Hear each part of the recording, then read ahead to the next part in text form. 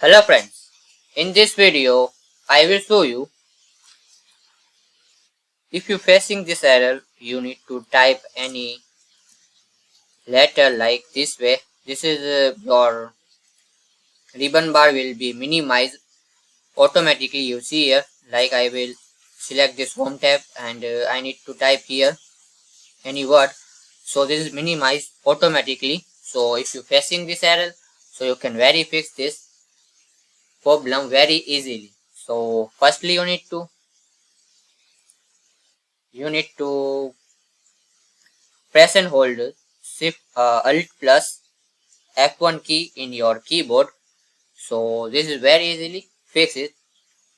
If you in your keyboard this key will be not available, so you can try second way. Click on any tab, you need to just click on it, and now you see here this right side corner this ribbon display option. So just click on it, and here you need to select allow show ribbon. So just click on it, this option. Now you can type any text, and this ribbon bar will be not minimized. So this way you can very easily fix this problem. So thanks for watching this video. Please like, share and subscribe this channel for more useful videos.